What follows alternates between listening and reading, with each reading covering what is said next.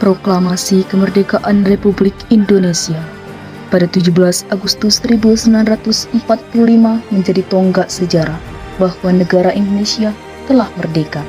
Sebelum pembacaan teks proklamasi dilakukan, banyak sekali peristiwa yang terjadi, mulai dari perumusan naskah, penentuan tempat proklamasi, dan peristiwa penting lainnya. Peristiwa proklamasi kemerdekaan bermula saat Sekutu menjatuhkan bom atom di kota Hiroshima pada 6 Agustus 1945. Disusul dengan jatuhnya bom atom di Nagasaki pada 9 Agustus 1945. Peristiwa ini yang mengakibatkan kekalahan Jepang dalam Perang Asia Timur Raya. Hal ini membuat Jepang menyerah tanpa syarat kepada Sekutu pada tanggal 14 Agustus 1945. Pada tanggal 7 Agustus 1945, Jenderal Terauchi menyetujui pembentukan Dokuritsu Junbi Inkai atau Panitia Persiapan Kemerdekaan Indonesia atau PPKI, yang tugasnya melanjutkan pekerjaan BPUPKI.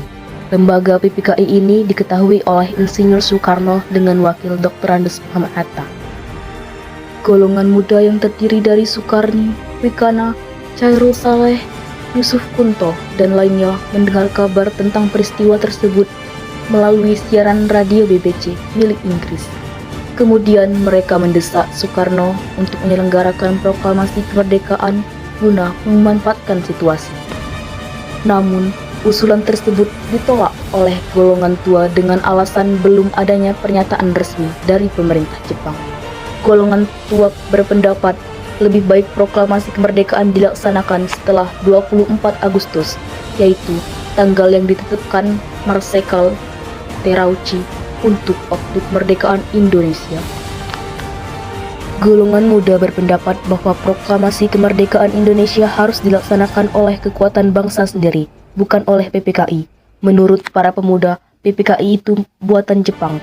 Pemuda berharap kemerdekaan yang dilakukan adalah kemerdekaan yang dilakukan oleh bangsa sendiri, bukan karena jasa Jepang. Pada tanggal 12 Agustus 1945, Jenderal Terauchi mengucapkan selamat kepada Soekarno dan Muhammad Hatta sebagai ketua dan wakil ketua PPKI. Kemudian Terauchi menegaskan bahwa Jepang akan menyerahkan kemerdekaan kepada bangsa Indonesia. Soekarno, Muhammad Hatta, dan Regimen Leningrad pulang kembali ke Jakarta pada tanggal 14 Agustus. Pada 15 Agustus 1945, para golongan muda sepakat untuk mengamankan Soekarno ke Rengas Dengklok. Mereka menculik Soekarno dengan tujuan agar golongan tua menuruti keinginan golongan muda. Namun, sampai 16 Agustus 1945 tidak tercapai kesepakatan apapun. Di sore harinya, Ahmad Soebardjo datang dan membujuk para golongan muda untuk melepaskan Soekarno. Akhirnya, mereka mencapai kesepakatan dengan jaminan bahwa proklamasi akan dilaksanakan esok hari. Malam itu, golongan muda dan golongan tua berangkat menuju rumah Laksamana Maeda di Jakarta di Jalan Imam Bonjol nomor 1. Di rumah Maeda hadir para anggota PPKI, para pemimpin pemuda, para pemimpin pergerakan, dan beberapa anggota Chuo Sangi yang ada di Jakarta. Mereka berjumlah 40-50 orang.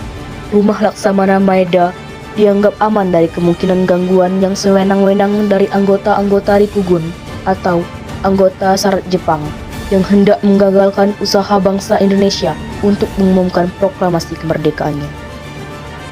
Di ruang makan Maeda dirumuskanlah naskah proklamasi kemerdekaan Indonesia.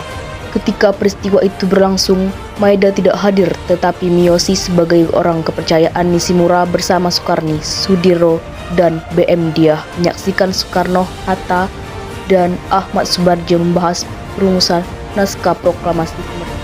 Pada pukul 4 dini hari, Soekarno minta persetujuan dan minta tanda tangan kepada semua yang hadir sebagai wakil-wakil bangsa Indonesia.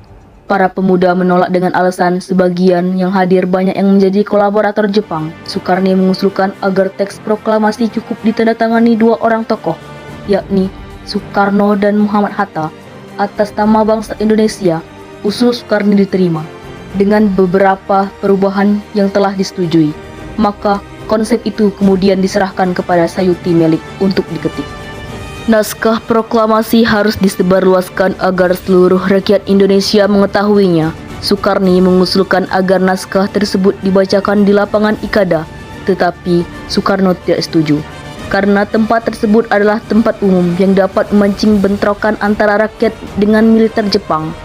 Beliau mengusulkan agar proklamasi dilakukan di rumahnya di Jalan Pegangsaan Timur, nomor 56.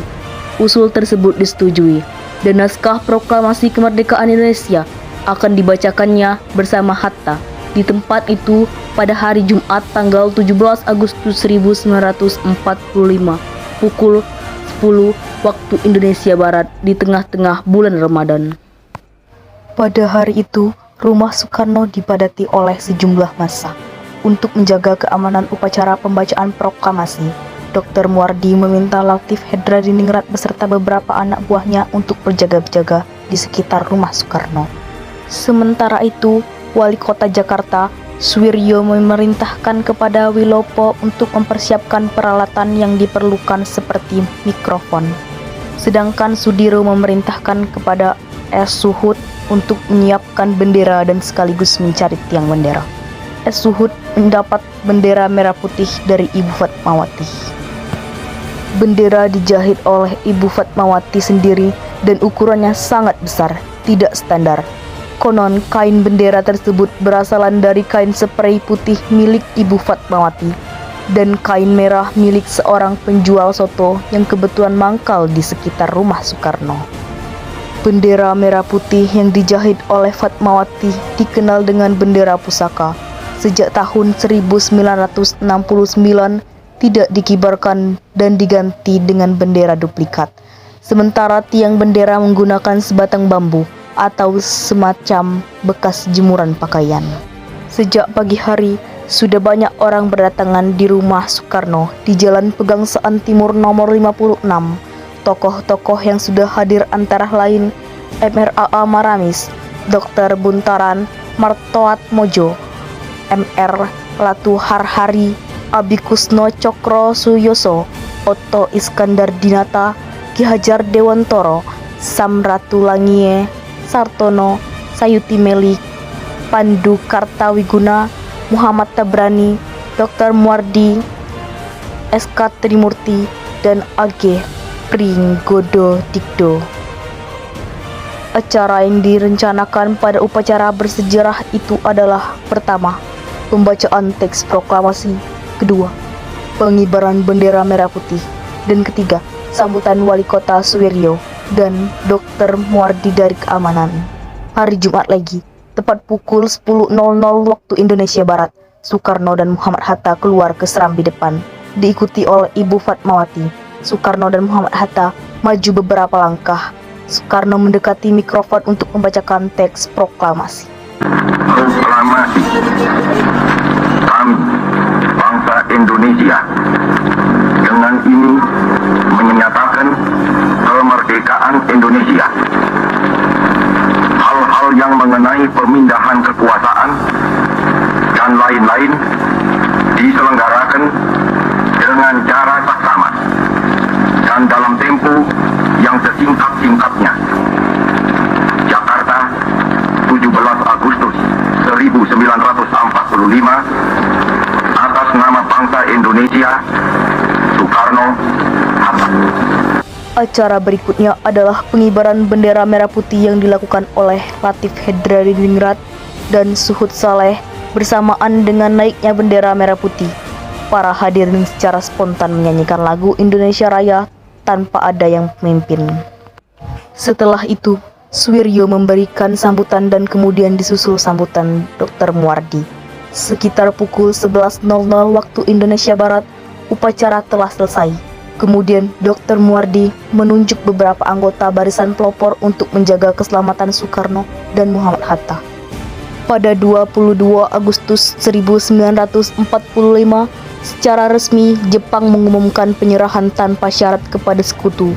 Baru pada September 1945, proklamasi diketahui di wilayah-wilayah terpencil. Perjalanan Indonesia untuk mendapatkan kemerdekaan memang tidak sebentar. Penduduk tanah air harus merasakan penjajahan yang kejam dalam kurun waktu bertahun-tahun. Bahkan setelah proklamasi dikumandangkan pun, masih banyak perjuangan lainnya yang harus ditempuh seperti pembuatan naskah Undang-Undang Dasar 1945 dan lainnya, agar Indonesia bisa menjadi negara seperti sekarang.